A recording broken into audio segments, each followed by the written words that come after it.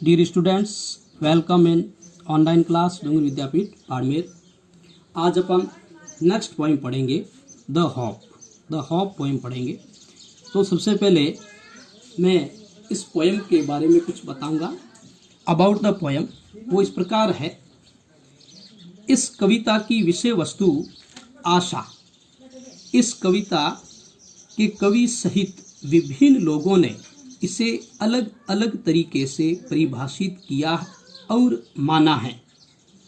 पक्षी, मनुष्य, जानवर व प्रकृति इत्यादि सभी आशा पर निर्भर है।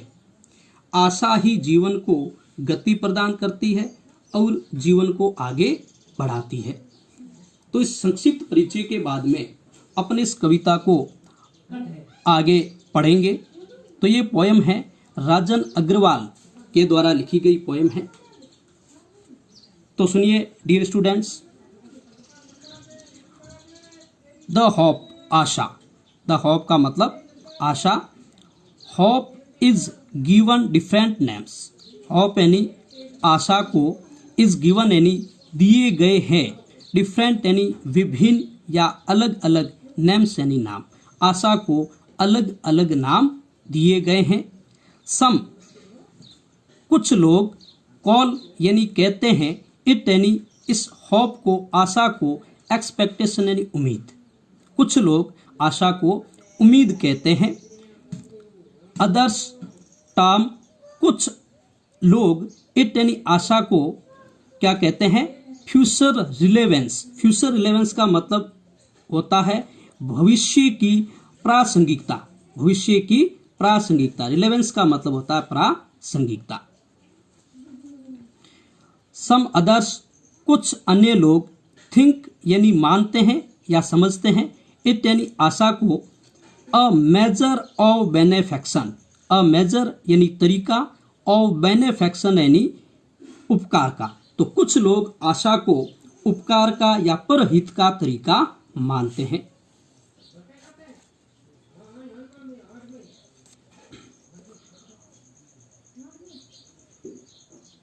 टू मी, मेरे लिए यानी कवि के लिए, होप यानी आशा, इज यानी है, द क्रिएशन। क्रिएशन का मतलब होता है स्टूडेंट्स सृजन, और साउल यानी आत्मा। तो कवि कहता है कि आशा का मेरे लिए जो अर्थ है वो क्या है, आत्मा का सृजन या आत्मा की रचना। तो इस प्रकार से स्टूडेंट्स ये जो लाइंस अपने पढ़ी है इसमें आशा को अलग अलग नेम दिए गए हैं। तो कुछ लोग इसको उम्मीद कहते हैं, कुछ लोग इसको भविष्य की प्रासंगिकता कहते हैं, कुछ अन्य लोग इसको उपकार या परहित का तरीका मानते हैं या समझते हैं। और कवि कहता है कि मेरे लिए जो आशा है वो एक आत्मा का सृजन है, एक आत्मा की रचना है। नेक्स्ट देखिए, दैट मेक्स अस फील प्लेजरसम।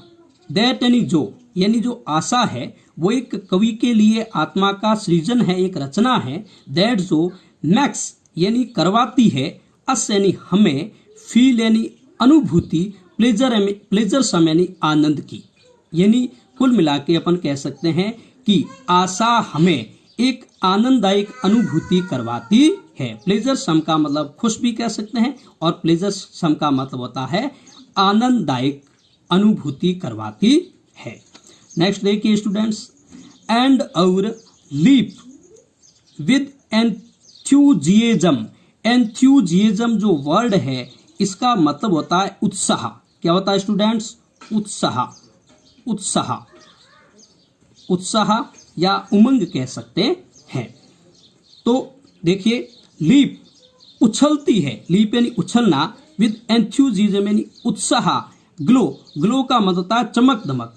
तो ये आशा है, ये उत्साह, उमंग और चमक दमक के साथ में लीप करती है यानी उछलती है। नेक्स्ट लाइन देखिए, इन पास्ट। इन पास्ट यानी अतीत में। इन पास्ट का मतलब होता है अतीत में या भूतकाल में। We have survived. We have survived यानी हम जिए हैं, ऑन होप यानी आशा पर, उम्मीद पर। हमें जो अपन ने जो अपना अतीत जिया है वो आशा पर निर्भर रहते हुए ही जिया है। नेक्स्ट लाइन देखिए, वी समाइज, वी समाइज, समाइज का मतलब होता है स्टूडेंट्स अंदाज लगाना। क्या मतलब होता है? अंदाज लगाना या अनुमान लगाना, अंदाज लगाना, अंदाज लगाना। वी यानी हम, समाइज यानी अंदाज लगाते हैं, और फ्यूचर यानी भविष्य का, हम भविष्य के बारे में अंदाज लगाते हैं, अनुमान लगाते हैं या अटकल लगाते हैं। बिकॉज ऑफ होप, आशा के कारण ही हम जो भी भविष्य में कोई अंदाज लगाते हैं या कोई भविष्यवाणी करते हैं, वो किसके आधार पर करते हैं? वो केवल आशा के आधार पर ही की जाती है। अब देखिए होप क्या करती है जी, और नेक्स्ट लाइन में देखिए, होप यानी आशा, किल्स यानी मारती है, समाप्त कर देती है, खत्म कर देती है। किसको खत्म कर देती है? नेगेटिविटी, नकारात्मकता, इनसाइड यानी अंदर से। तो आशा होती है वो अपने अंदर जो भरी हुई नकारात्मकता होती है उसको समाप्त कर देती है। नेक्स्ट देखिए, एंड और फील्स आस, और हमारे में भर देती है। क्या भर देती है? विद काम, काम यानी शांति, क्वाइट, सौम्य, और ये आशा हमारे में क्या भर देती है? शांति और सौम्य को भर देती है। Hope max the bird fly, hope max bird fly, इसका मतलब होता है दोस्तों, सॉरी स्टूडेंट्स, हाँ, hope max the bird fly, hope यानी आशा ही है जो पक्षियों को, बर्ड फ्लाई यानी पक्षियों को, फ्लाई यानी उड़ने के लिए, और किसके लिए उड़ने के लिए? इन सर्च ऑफ फूड, भोजन की तलाश में, फॉर यंग वंस यानी अपने बच्चों के लिए। तो जो पक्षी होते हैं वह अपने नन्हे नन्हे बच्चे होते हैं, उनकी भोजन की तलाश के लिए जो उड़ते हैं वो होप की वजह से ही उड़ते हैं। एंड और मटेरियल, मटेरियल का मतलब होता है घास फूस, टू बिल्ड बनाने के लिए, देयर होम्स यानी अपने घरों को। तो स्टूडेंट्स देखिए, इस लाइंस का मतलब ये होता है कि ये आशाई है जो पक्षियों को अपने नन्हे नन्हे बच्चों के लिए भोजन दाने की तलाश में और उनके घोंसले बनाने हेतु घास फूस आदि चीजों की तलाश में उड़ाती है या उन्हें उड़ने की प्रेरणा देती है। इट इज द होप, ये आशाई है, दैट जो मैक्स ए बड, ये आशाई है जो क्या करती है?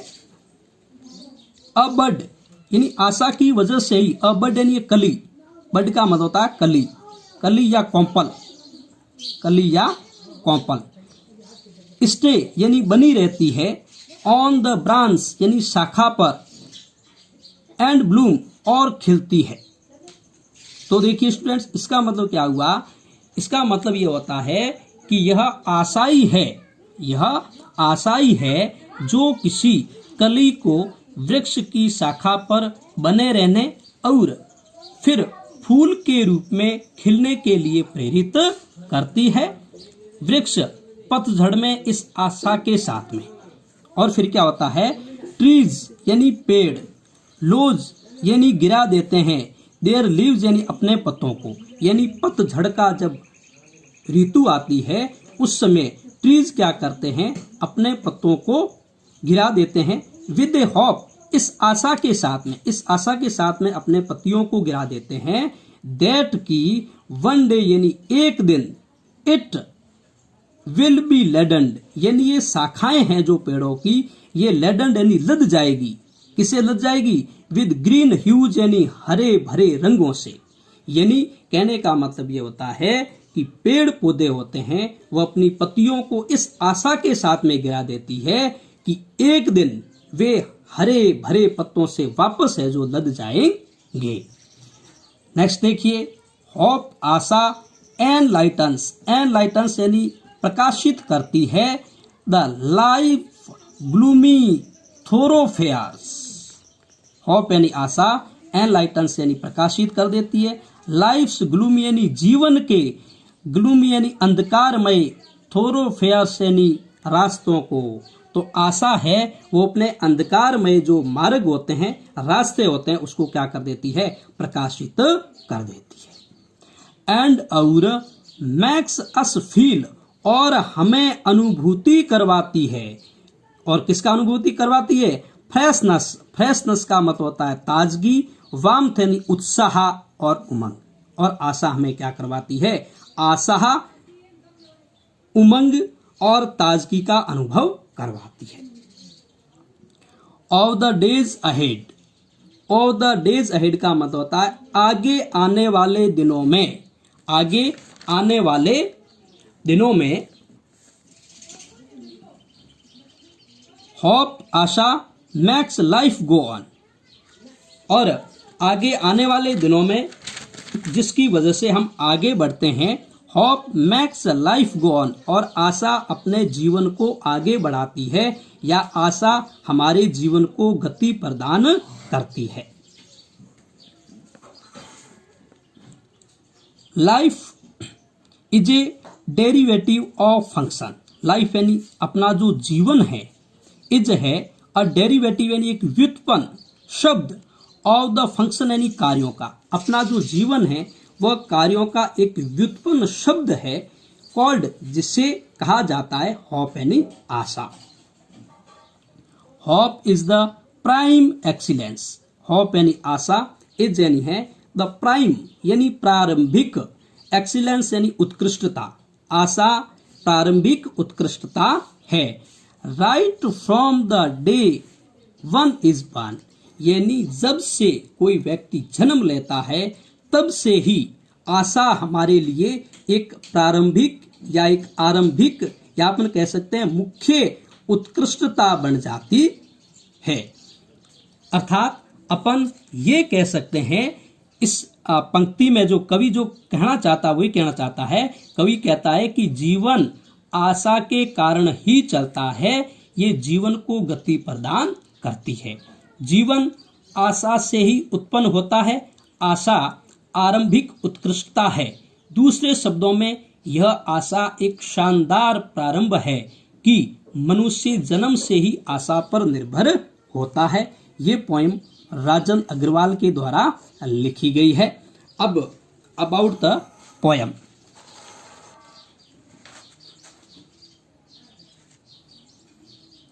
राजन Agarwal was born in 1991। Rajan Agarwal का जो जन्म है वो 1991 में हुआ है। बहुत ही छोटी एज में इन्होंने बहुत अच्छा काम किया है। इन ए टाउन, एक कस्बा, कॉल्ड सिंघानिया इन झुंझुनू डिस्ट्रिक्ट। तो एक सिंघानिया कस्बा है,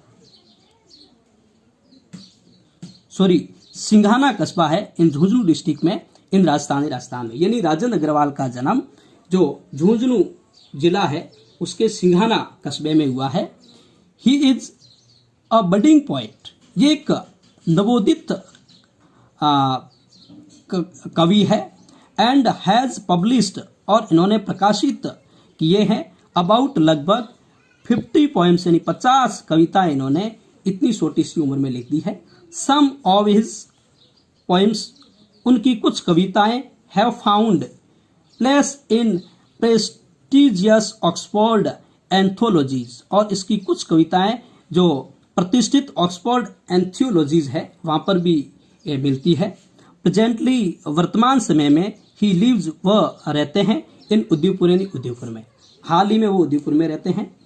द थीम, विषय वस्तु या केंद्रीय भाव ऑफ द पोएम, यानी कविता का जो केंद्रीय भाव है, जो विषय वस्तु है, जो सेंट्रल आइडिया है, वो क्या है, इज होप, एक आशा। एज डिफाइंड, जिसको परिभाषित किया गया है, एंड कंसिडर्ड, माना गया है, बाय वेरियस पार्टीज, भिन्न भिन्न पार्टीज के द्वारा, इंक्लूडिंग द पोएट, जिसमें कवि भी सम्मिलित है। सम अदर्स, कुछ अन्य लोग, आर वेग्यूज, अस्पष्ट, अनक्लियर, अस्पष्ट, अनसर्टेन, अनिश्चित, इंटरप्रेटर्स वियरेज, हालांकि द पोएट, कवि, इज डेफिनेट, निश्चित है, एंड सर्टेन, सुनिश्चित इंटरप्रेटर ऑफ होप, आशा के इंटरप्रेटर पर। बर्ड्स पक्षी, ह्यूमन मानव, बींग्स यानी लोग, प्राणी मानव, एनिमल्स यानी जानवर, एंड नेचर प्रकृति, डिपेंड्स निर्भर है, अपॉन होप यानी आशा पर। होप इज सस्टेन लाइफ, यानी आशा होती है वो जीवन को क्या करती है, संपोषित करती है। इस प्रकार डियर स्टूडेंट्स इस पोएम का आप रिवाइज करेंगे 1-2 बार और ये आपको याद हो जाएगी। कल अपन इस पोएम के क्वेश्चन और आंसर के बारे में डिस्कस करेंगे और इसमें जो स्पेलिंग और मीनिंग है उसके बारे में भी डिस्कशन करेंगे। Thank you.